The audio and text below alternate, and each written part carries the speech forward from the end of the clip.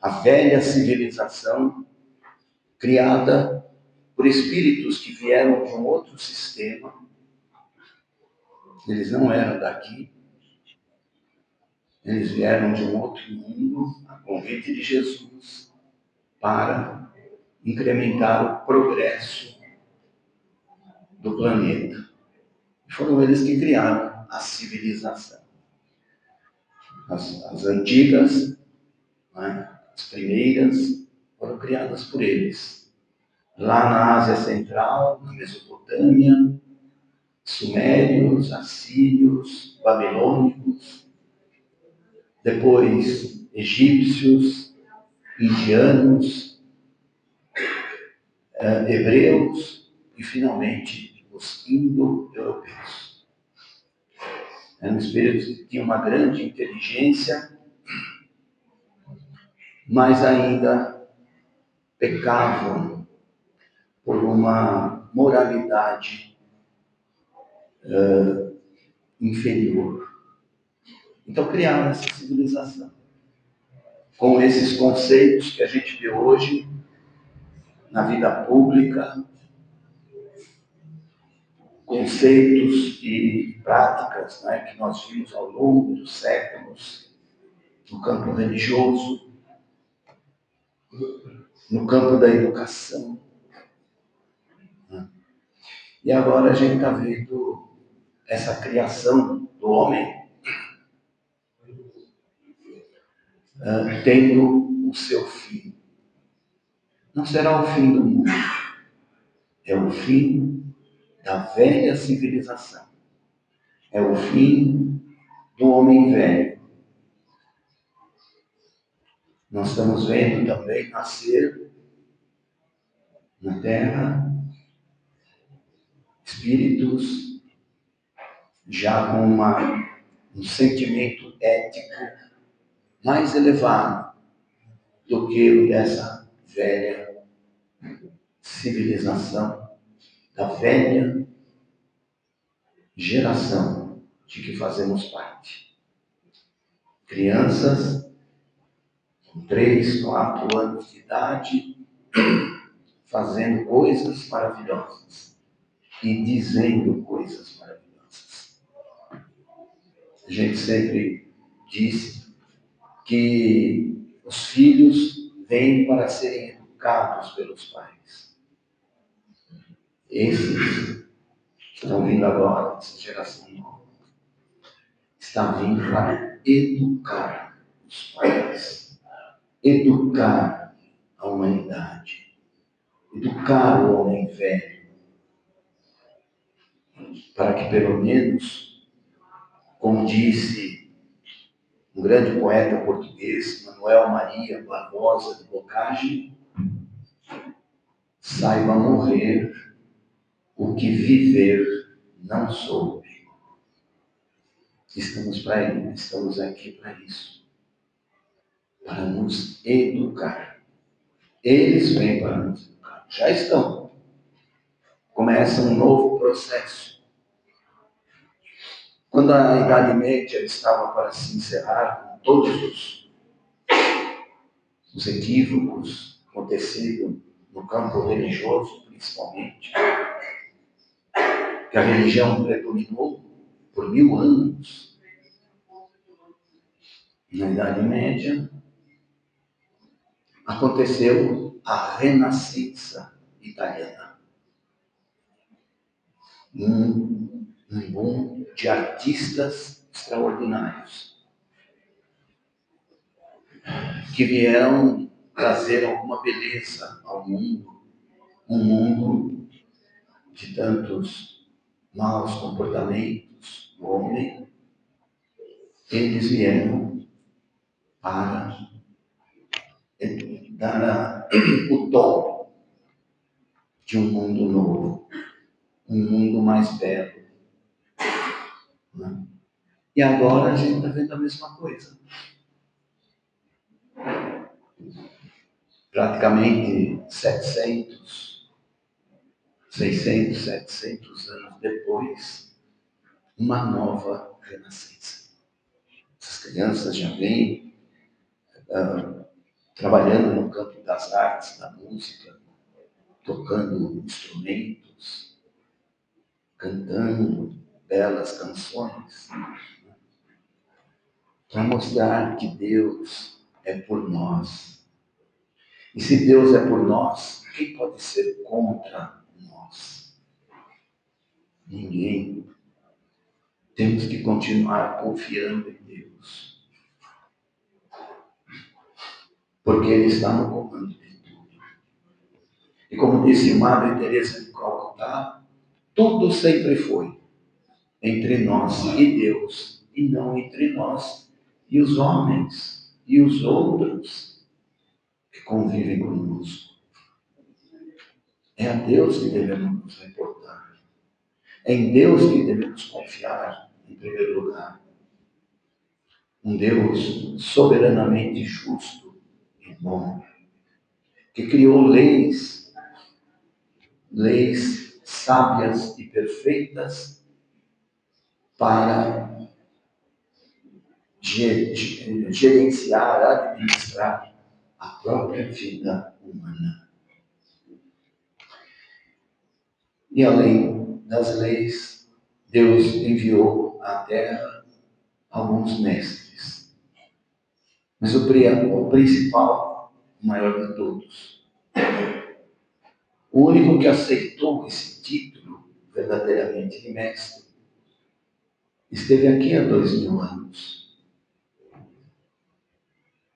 E como mestre, ele veio nos ensinar, como os professores na escola, ele veio nos ensinar uma disciplina divina.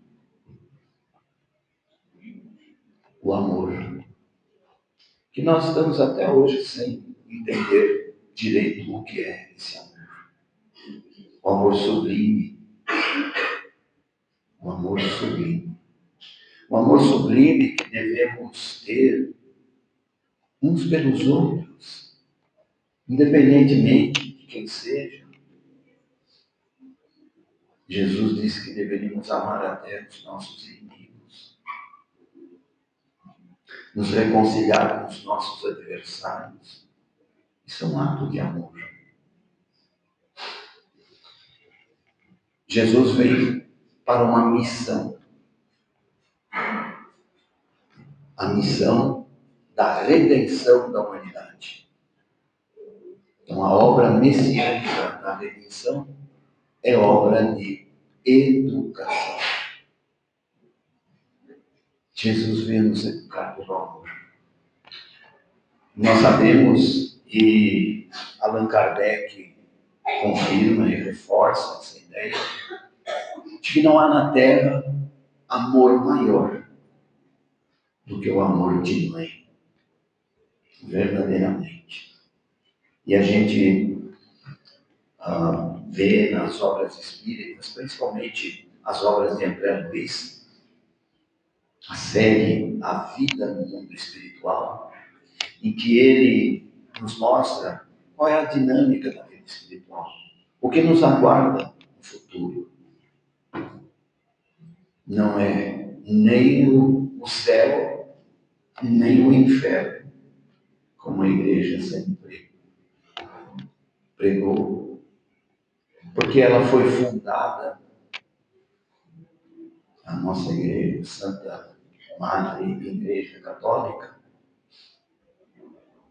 fundada sobre as bases do cristianismo, mas também com resíduos do paganismo.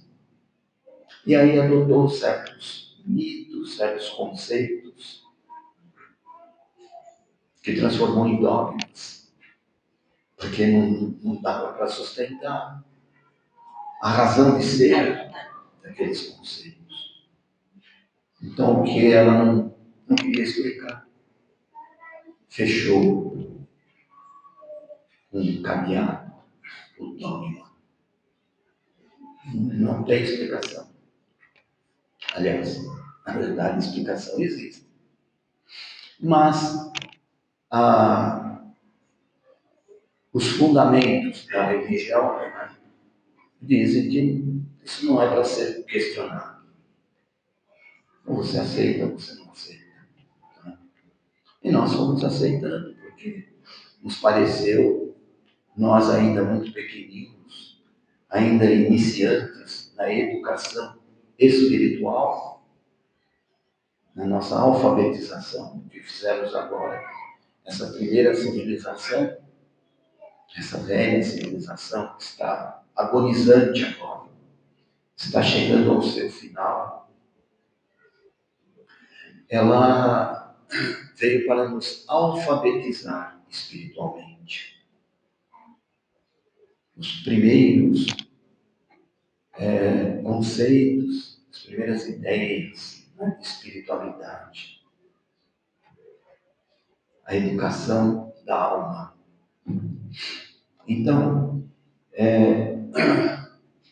ela tem o seu mérito, o seu grande valor.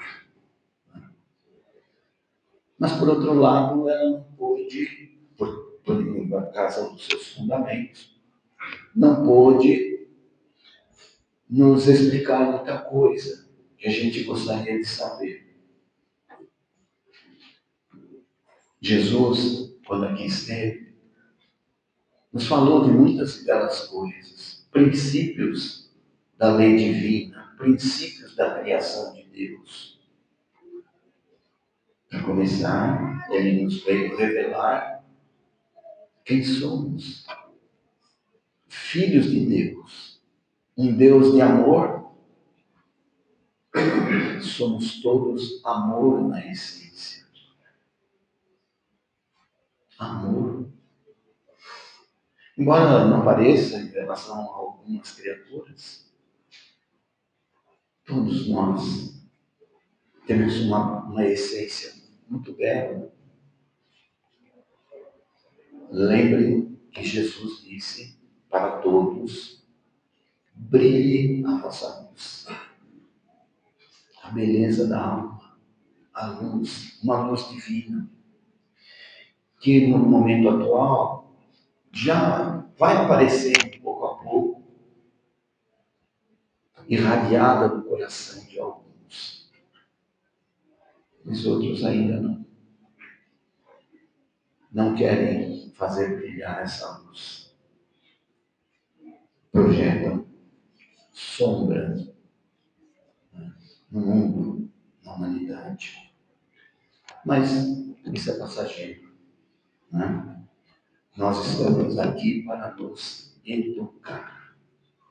E todos os recursos que nos são oferecidos para a nossa educação, aí estão postos. Se Jesus disse que deveríamos amar a todos, é que não devemos querer mal a ninguém. Mesmo aqueles que estão fazendo mal para a humanidade, para a sociedade em geral. Educação é um processo que começa dentro de nós mesmos, se projeta no exterior. A gente costuma dizer que educação vem do berço. Né? Claro, no início, nós não temos a menor condição de assumir esse processo. Criança, bebê, não tem autonomia nenhuma.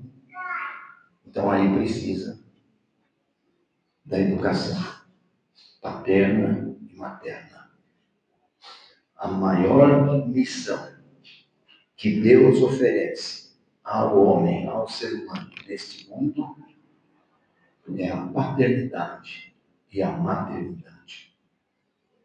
Essas são as grandes missões. E nós estamos vendo que,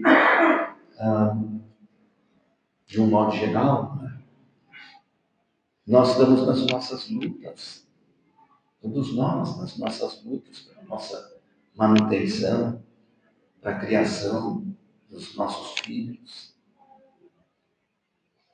E com essas lutas, muitas vezes, delegamos à escola, aos professores, a missão de educar os nossos filhos. Mas não é essa a função deles. A função da escola, dos professores, é instruir. Educar é a missão dos pais. E a gente está vendo grandes problemas, né? No mundo, com crianças, adolescentes, problemas gravíssimos,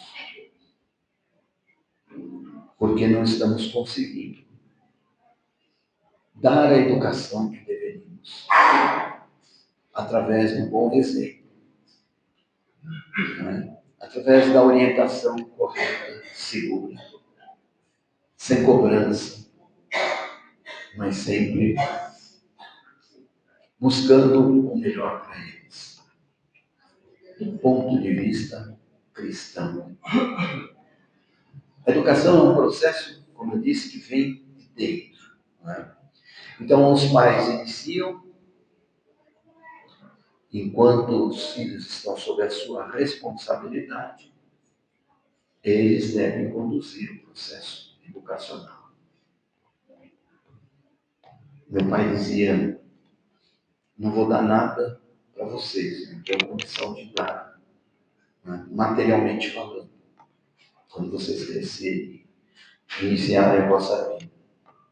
Mas eu vou dar educação, escola,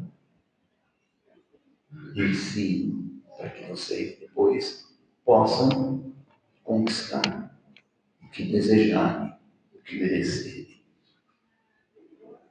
Então, a educação, essa educação formal, é muito importante. Nós vemos hoje um grande vazio nessa juventude hoje em dia, né? Porque as escolas, no campo da educação, estão muito deficientes.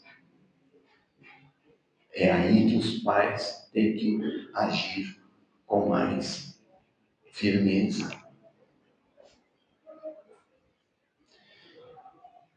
E com isso, nós vamos encaminhando o processo.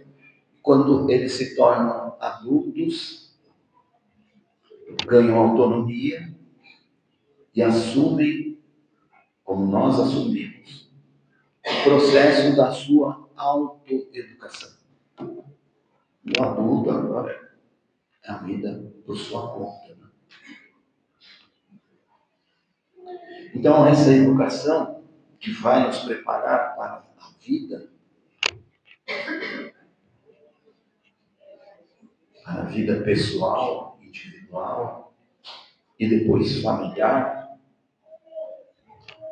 ela tem a finalidade de tirar de dentro da criança, do educando, todo um potencial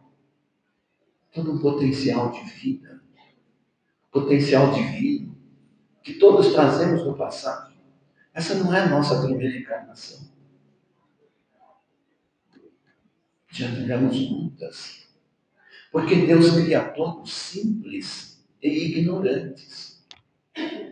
E ao longo das nossas vidas, vamos adquirindo conhecimento, experiência, maturidade, valores fundamentais para o futuro. Porque a vida não se encerra no túmulo. A vida é o todo. O ser divino, que somos nós, é imortal. Só morre por ele as posses materiais. Passam para outros, passam para os seus descendentes, os seus herdeiros. Aquilo que nós adquirimos materialmente, de acordo com o mundo, fica aqui e não se leva. Mas o que nós levamos, dizia Divaldo Franco, é o que nós somos, o que fizemos de nós espiritualmente, como agimos no campo da família, no campo do trabalho, na sociedade, em toda parte. É isso que nós levamos. É isso que se acresce a uma bagagem que a gente já traz do passado. Por isso é muito importante a gente estar consciente daquilo que nós devemos fazer por nós mesmos. E cada um vai fazer por si mesmo. Não é? E aquilo que nós já temos, compartilhamos com aqueles que temos a incumbência de educar. Jesus nos trouxe o essencial para sermos felizes, que é a educação moral. Como devemos agir como homens no mundo, como seres que vieram para se melhorar e melhorar o próprio mundo onde nós estamos, que é uma escola. Este mundo é a grande escola. O professor Herculano Pires disse, certa vez, que neste mundo não existem mestres, somos todos aprendizes. Somos todos alunos nesta escola, a escola da vida, a escola do mundo. Essa escola extraordinária, este mundo belíssimo. O que tem de feio nele, geralmente, são comportamentos de alguns homens. Mas o mundo em si é belíssimo, a natureza. Tem todos os recursos que nós necessitamos para nos manter, para nos curar, né? E para nos dar, para desenvolver a nossa inteligência, para que nós possamos ser um fator de transformação do mundo.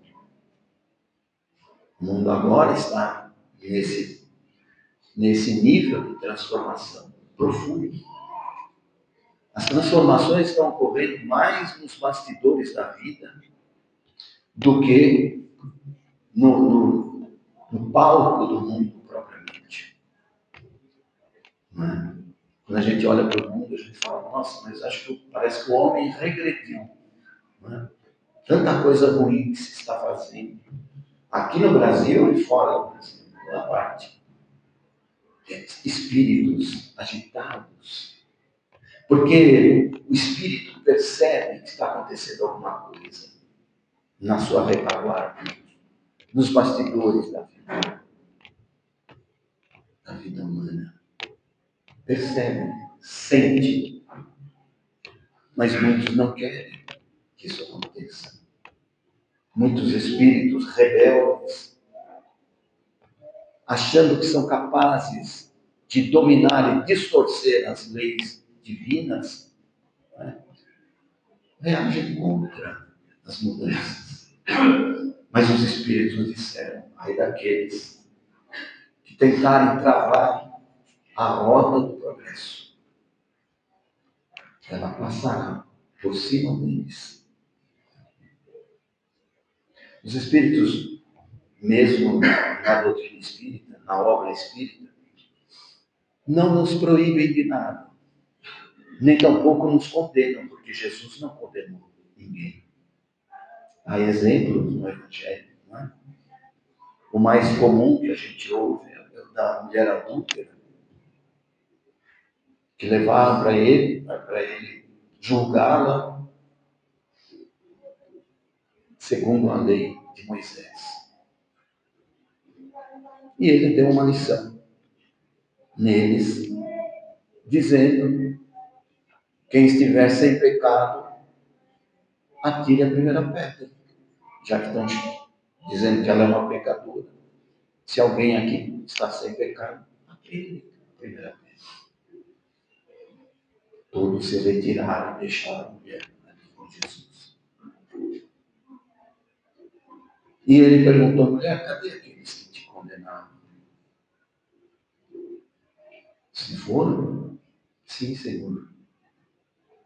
Todos se foram, todos partiram. Ah, e não te condenaram. Eu também não te condeno.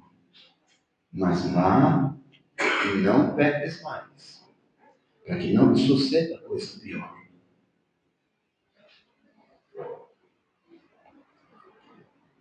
Então, esse vai, não peques mais, significa mude. Isso é para todos nós, a missão é para todos nós, evidentemente. Mude o seu comportamento, mude hábitos. Não é? Porque às vezes a vida da gente fica meio que travada, parece que nada acontece. Bom, às vezes a gente precisa mudar alguma coisa. Como dizia Einstein, é loucura querer resultados diferentes, fazendo as coisas sempre do mesmo jeito. E não dá certo. Se você já fez uma vez, duas, três, não deu, não insista. Né? Então, Jesus é esse mestre que nos ensina com doçura, com amor, com respeito às nossas próprias limitações, à nossa própria ignorância. E os espíritos fazem a mesma coisa. Há questões, ainda hoje, né? Questões muito sérias, muito graves, que as pessoas ainda, certas, digamos assim, certas lutas, né, que alguns grupos sociais fazem para obter aprovação, por exemplo, de leis que permitam determinadas práticas que as pessoas acham que têm direito. Sim, como disse o apóstolo Paulo, tudo me é permitido, mas nem tudo convém. A vida é um dom de Deus.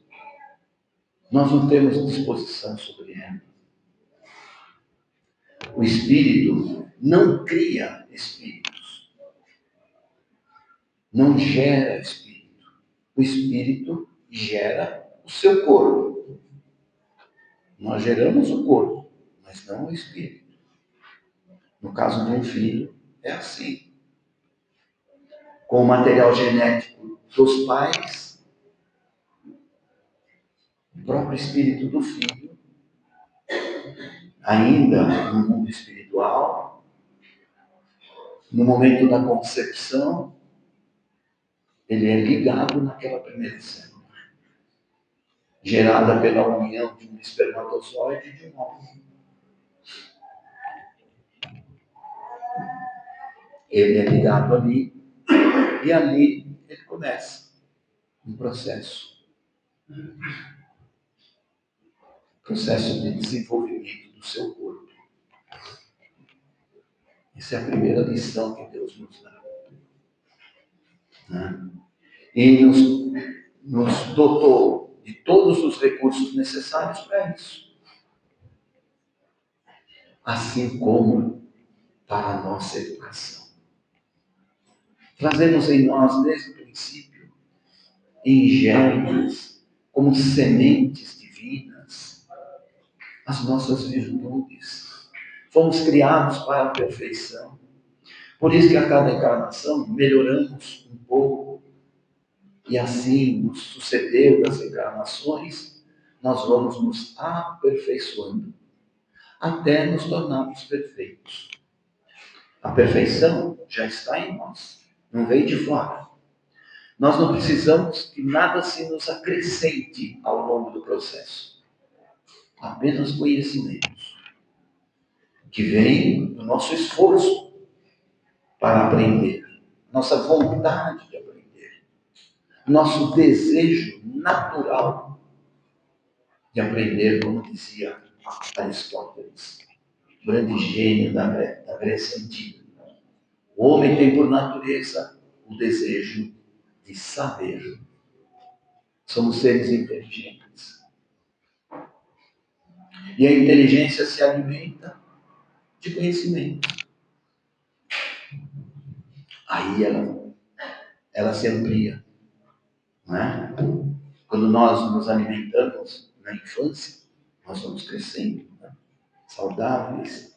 Inteligência é isso. É como a criança pequenina. Se você a alimenta de conhecimentos, bons conhecimentos, conhecimentos substanciais para a vida, ela cresce. Um dia você vai ser um desses gênios da ciência. Quem sabe alguém aqui já seja gênio em alguma área. Né? Então, educação é isso. Né? É nos alimentar do conhecimento para podermos desenvolver, revelar as virtudes que já trazemos em nós, em germe.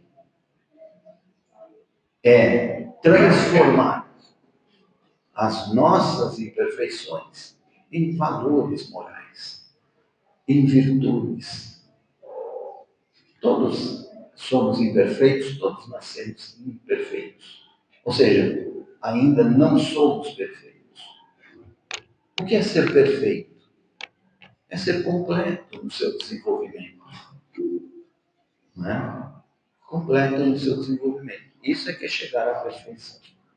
Mas para isso precisamos de várias etapas na nossa educação espiritual.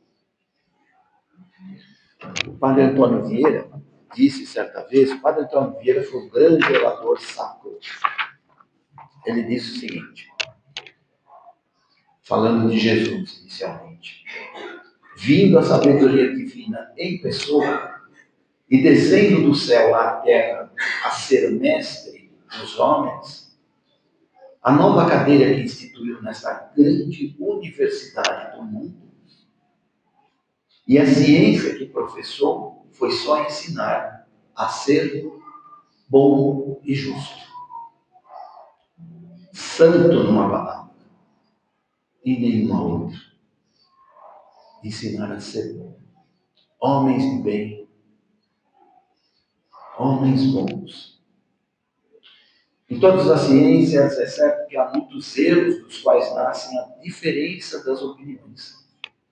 Por que surgem erros na ciência? Porque o homem é imperfeito. Muitos acham que sabem tudo. Não. O homem mais inteligente pode saber muito, mas tudo não sabe. Ninguém sabe. Deveríamos ter a humildade de reconhecer isso. Em todas as ciências há muitas ignorâncias. O homem não sabe, fica fazendo experiência, de repente alguma coisa dá certa, ele já se envaidece e quer extrapolar aquilo. Né? Pois se a sabedoria de Deus veio ao mundo, por que não alumiou esses erros? Por que não tirou essas ignorâncias? Ainda há irmãos nossos, com todo respeito, claro, que foram ensinados de que Jesus vai voltar para nos salvar. Jesus é um ser puro, um espírito perfeito. Quando ele veio, usou apenas 3 anos da sua vida para ensinar tudo o que ele tinha para ensinar. Ensinou, esgotou tudo. Passou conceitos importantes de vida para a nossa transformação moral. praticou o bem, ajudou alguns de nós a se curarem, mas era só, não pode fazer mais do que isso. Aliás, está no Evangelho. Uma mãe chega para ele, já quando ele está prestes a partir, diz: Senhor, eu gostaria que quando o Senhor estivesse ao lado do Pai, que levasse estes meus 2 filhos, colocasse um à sua direita, o outro à sua esquerda. Ele disse: mulher, não sabes o que me pedes. Isso não depende de mim. Depende de quê? Do esforço e do mérito de cada um. Merecimento. Isso sim. Na lei de Deus prevalece a meritocracia. Na lei dos homens, a gente já sabe o que acontece, né? Porque errar ou acertar em todas as matérias, sabê-las ou não a saber, pouca coisa importa. Porque somos nós que temos que fazer isso. Somos nós que temos que nos salvar. Jesus veio à Terra para ser nosso guia e modelo. Isso é a função de um mestre. Ser o guia e modelo. Ele não dá para um mestre, mesmo na escola, um professor, não pode ensinar tudo da sua matéria. Cada nível de estudo tem limites. Ele não pode ensinar tudo. Agora, quem se afeiçoa à matéria, a depender do modo como o professor explica, né, ele pode se encantar, e aí ele vai buscar. Mas, hoje em dia, você tem a internet, um universo de conhecimentos, também para o bem e para o mal. Você saber escolher. A nossa vida aqui, dizem os Espíritos, ela decorre entre as nossas escolhas e as consequências delas. O que nos acontece, de bom ou ruim, tem a ver com escolhas. E às vezes a escolha nem foi feita nesta existência, foi feita em existência anterior. Não é?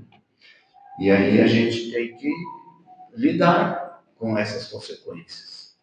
Temos que corrigir as coisas que fizemos errado. Não é assim na escola. A gente tem que corrigir. Então, nosso aprendizado aqui é para sermos o quê? Diz o padre Antônio Vieira. O padre Antônio Vieira, inclusive, ele era um grande orador, um gênio da palavra. Deixou sermões extraordinários. Existem livros, os sermões do padre Vieira. E ele até, de vez em quando, usava uma pitada de humor e dizia: me desculpem, mas eu não tive tempo para ser breve.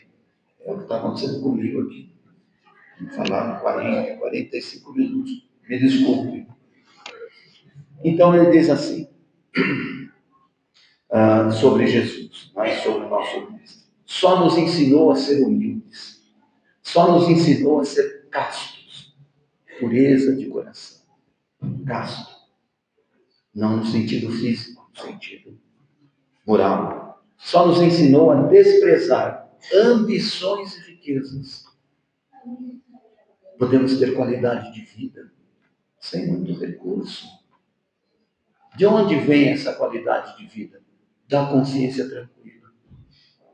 Sempre que você faz o melhor que você pode em cada situação, não é? Consciência tranquila. Fiz o meu melhor. Se não deu, aí já não é coisa sua, não é? É a limitação, talvez, de quem recebeu o seu melhor.